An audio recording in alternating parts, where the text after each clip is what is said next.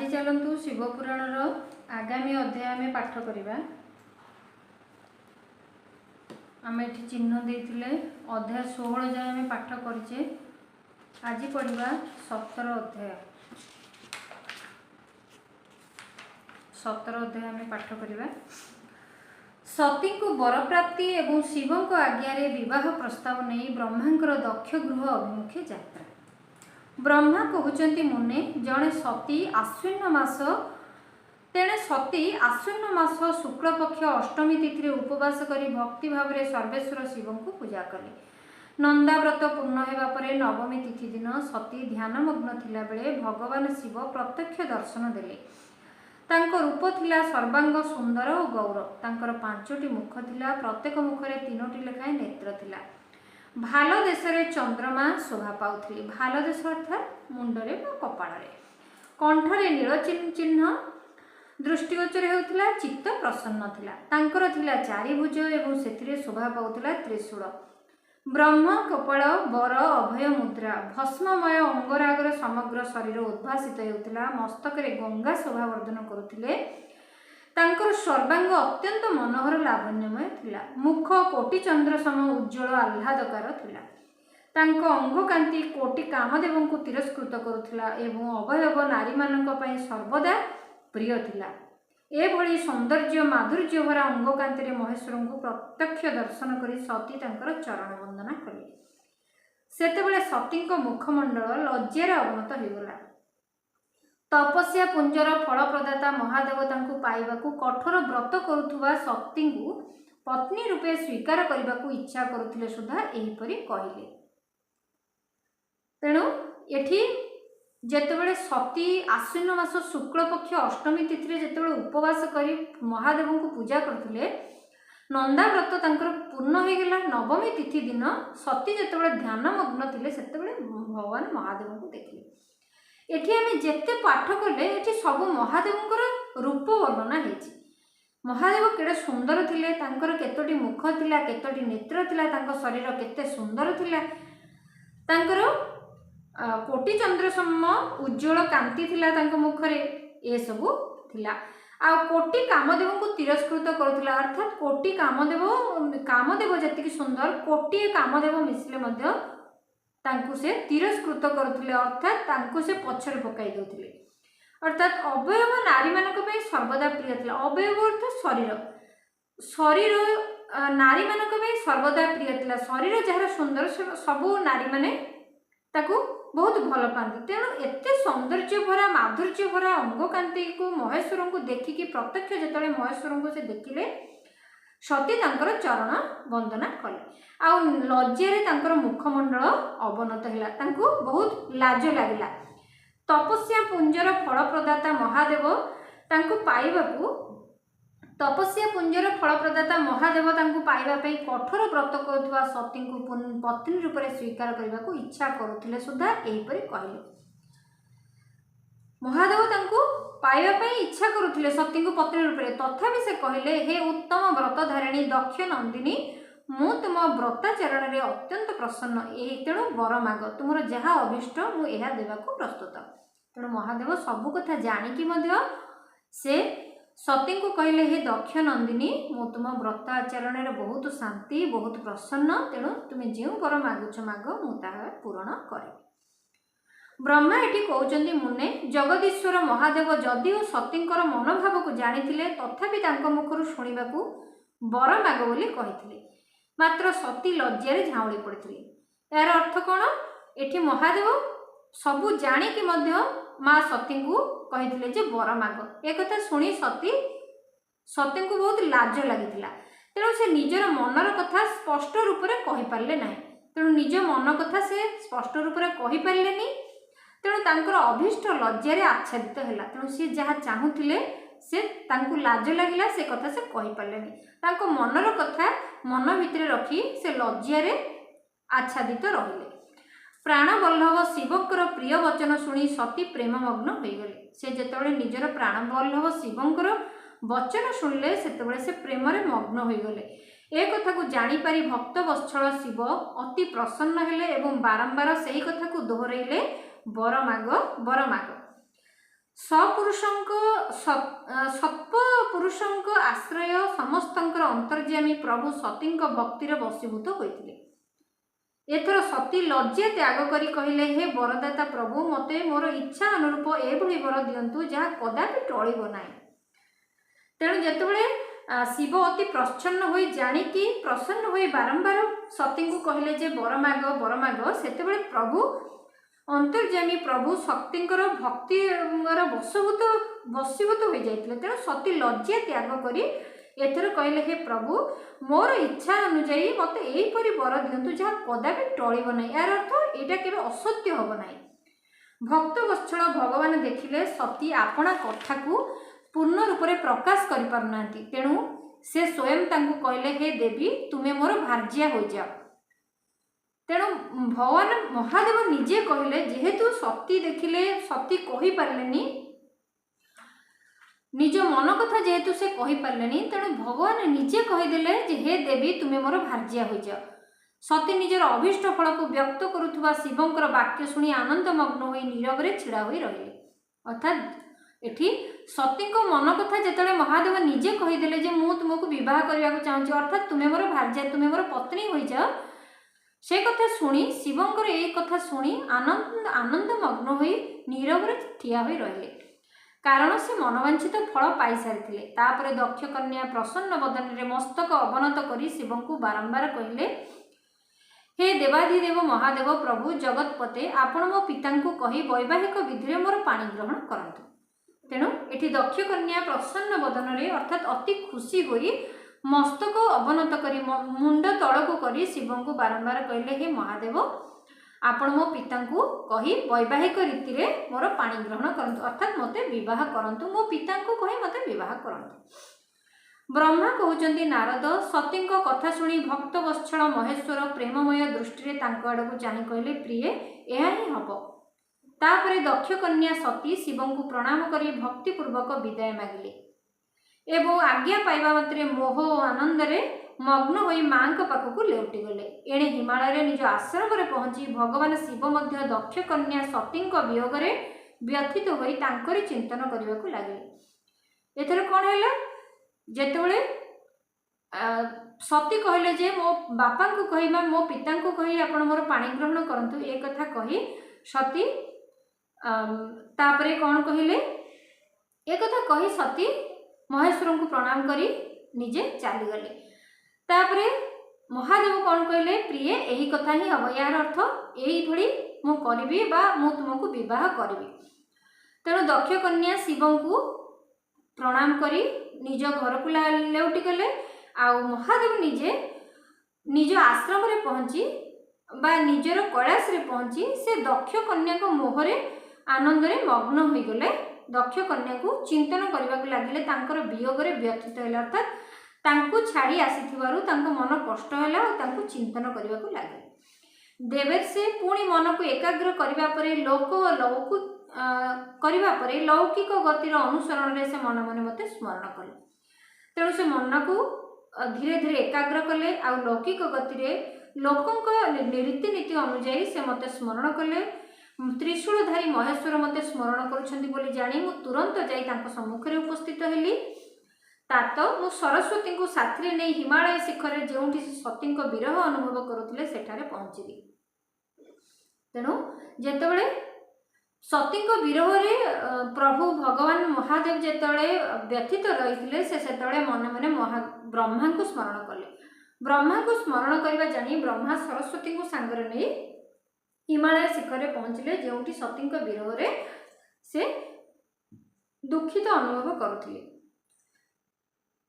देवर से मते सरस्वती सहित देखी सती प्रेम फासरे आबद्ध शिव उत्सुक होई कहले।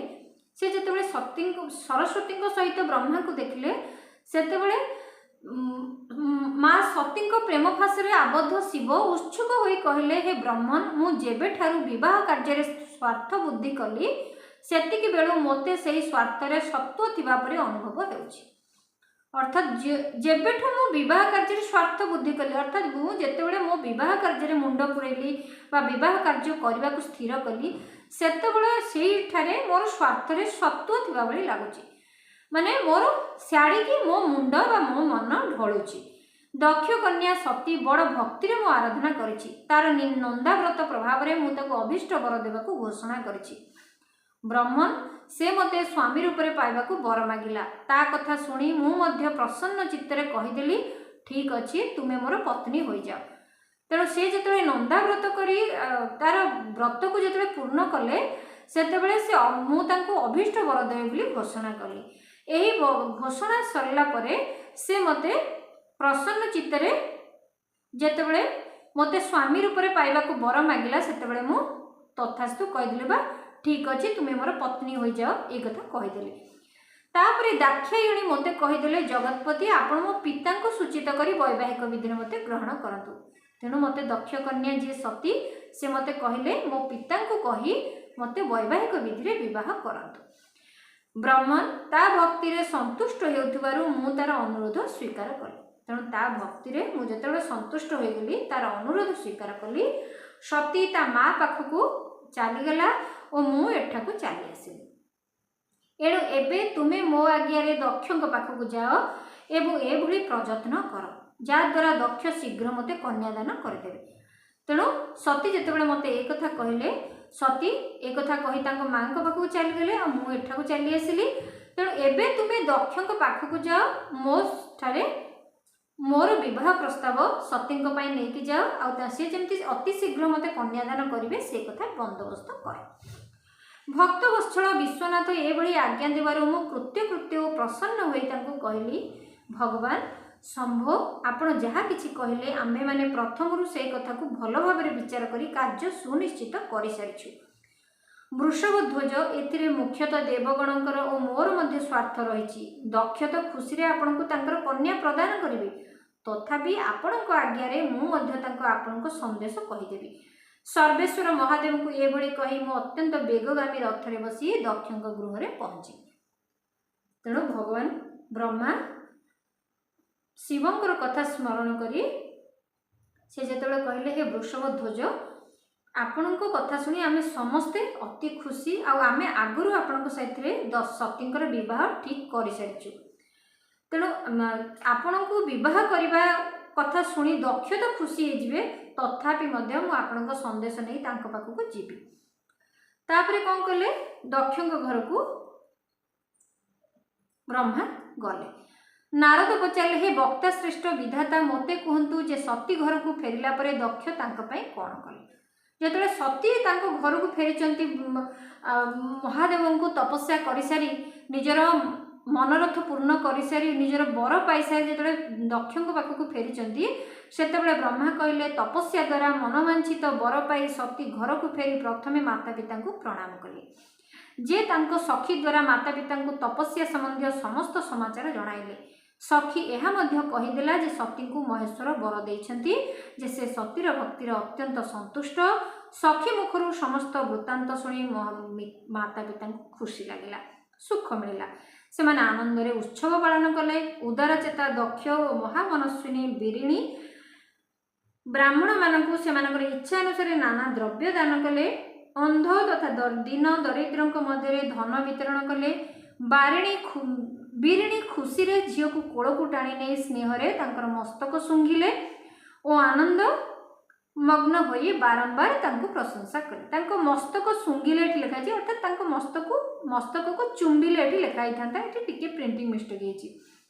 तेणु अति खुशी रे जेतेबेले सती घर को पहुंची निजर बर पाइबार खुशी होई सती निज घर को पहुंची से माता पिता को प्रणाम कले।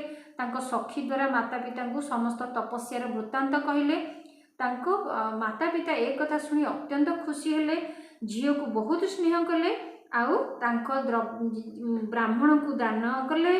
आउ दीन दरिद्र मानू ब्राह्मण मानू नाना द्रव्य दान कले। दीन दरिद्र मानू धन वितरण कले। एक कथा करी आनंद मग्न होई बारंबार तांको प्रशंसा कले। ए घटना रे किछि काल परे धर्मज्ञ दक्ष चिंता कले जे मु और मो झीर विवाह शिव सहित केमिति करिबि। महादेव प्रसन्न होई आसीतिले हेले से तो चली गले। एबे मो झील कोन पई से पुणी आसीबे। एबे मो झील पई कोन से आसीबे। एते शीघ्र क्या शिवଙ୍କ निकट को पठाइबा मध्य ठीक हो ना, कारण एपरी निवेदन करने सत्वे से जदि मना कर दियंती तबे मोर अनुरोध निष्फल हो। तेणु दक्ष कौन कहले एक कथा सब शुणिले जानिले खुशी हेले प्रसन्न हेले, तथापि मन भितर गोटे चिंता घारिला जे मो झील कौन पुणी महादेव आउ थे आसवे, मु शिव सहित केमिति बह करी केमिति ए कथा आगू को बढ़ो, मत एत शीघ्र महादेव पाखक वार्ता नहीं जावा ठीक हम ना। तेणु काले से मोर अनुरोध को निष्फल करदे, अनुरोध को मना करदे, एक कथा भाभी भाविकी प्रजापति दक्ष एपरी चिंतार पड़ता बेले सम्मुखें मु सरस्वती सहसा उपस्थित हेली। मु तांको पिता, तेणु मते देखा मात्र दक्ष प्रणाम करी विनीत भाव में ठिया हो गले। से मते उपयुक्त आसन देले और मनर आगमनर कारण पचारे। तेणु जेहेतु मु तांकर पिता अर्थात ब्रह्मांकर पुत्र होचंदी दक्ष, तेणु दक्ष जिते निज बापा को देखले तेणु आसन छाड़ी उठी ठिया हेले आ निजर आगमनर कारण पचारे। मु सब कथा जणाई सारी कहली प्रजापते भगवान शंकर तुम कन्या को पाइबा उद्देश्य मते तुम पाखक पठाई। तेणु से कथा कहया मात्र भगवान शंकर तुम पाखक मते वार्ता देइछंती जे तुम कन्या को से पाइबा, अर्थात तांकर पानी ग्रहण आपण निज कन्या को करंतु बा तुम झीर पानी ग्रहण महादेव सहित करा जीवो। एणु ए विषय जहाँ सब श्रेष्ठ कृत्य रही संपादन कर। सती जेपरी नाना प्रकार भाव तथा सात्विक व्रत द्वारा भगवान शिव को आराधना करी शिव मध्य सती को आराधना करुछंती। तेणु एठी कौन कहला, सती जेपरी नाना प्रकार भाव रखी विभिन्न प्रकार भाव रखी जमती सात्विक व्रत द्वारा निजर निजको भगवान को आराधना करी शिव मध्य सती को आराधना करुछंती। एणु दक्ष शिवଙ୍କ ପାଇଁ संकल्पित एवं तांकरी ପାଇଁ उत्पन्न होइतिबा एही कन्या को तुमे अविलंबे तांको सेवारे अर्पण करि दियो। तेणु जेमती सती शिवଙ୍କୁ पाइबा ପାଇଁ तपस्या करुथिला, शिवଙ୍କୁ पाइबा ପାଇଁ सात्विक व्रत करुथिला, वर्तमान महादेव मध्य सतीଙ୍କୁ पाइबा ପାଇଁ आराधना करुछंती। तेणु हे दक्ष शिवଙ୍କ ପାଇଁ संकल्पित होइतिबा उत्पन्न होइतिबा एही कन्या को अविलंबे तांको सेवारे अर्पण करि दियो। एहा द्वारा तुमे कृत्य कृत्य हो जाओ, एहा द्वारा तुमे खुशी हो। मु नारदଙ୍କ संगरे जाई तुमको घर को डाकी आनिबी, तुमे तांकरी पई उत्पन्न एही कन्या को हस्तरे अर्पण कर देबो। ब्रह्मा कहउचंदी नारद मो कथा सुनी मो पुत्र दक्षଙ୍କ मन आनंद रे पूरी उठिला। से कहले पितृदेव एहा ही हेबो। मुने मु हर्षित होई सेठारु सीधा लोक कल्याण रे तत्पर महादेवଙ୍କ पाखକୁ ଯିବାକୁ बाहरिली। से अत्यंत उत्सुकतार सह मते प्रतीक्षा करुथिले। नारद मु प्रस्थान करिवारु दक्ष एवं तांकर पत्नी और कन्या समेत पूर्ण काम होई आनंद रे एभली मग्न होई गले सते जेपरि अमृत पान करी तृप्त हो जाइछन्ति। तेणु दक्ष ब्रह्मा को कथा सुनी दक्ष बहुत खुशी हो गले आउ मने मने महादेव को प्रणाम कले आउ ब्रह्मा को प्रणाम कले। हे पितृदेव एहा ही हेबो कही निजर सम्मति जनइले। तापरे ब्रह्मा सेठारु बाहरी आसिले आउ मु जेतबेले अर्थात ब्रह्मा जेतबेले बाहरी आसिले सेतबेले पत्नी आउ कन्या समस्ते खुशी होई अत्यंत आनंद रे मग्न होई गले सते जेपरि अमृत पान करिसें। तेणु एठी रहिला अध्याय 17 अध्याय एठी शेष होला। आसंता काली आमे 18 अध्याय पाठ करिबा। जदि मु ये विषय किसी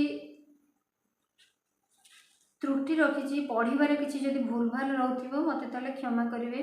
कहीं शिव पुराण बही एते पवित्र एते सुंदर बही मु आपन को तार महात्म्य भी कहि पारुनी। एते खुशी मु ए बही पढ़ी कि ए पुराण पढ़ी मु एते खुशी हेबे बोली केबे भी भाभी नथिली। मते पुराण रु बहुत किछि शिक्षक भी मिलुछि, आपण मान को मध्ये मिलुथबो।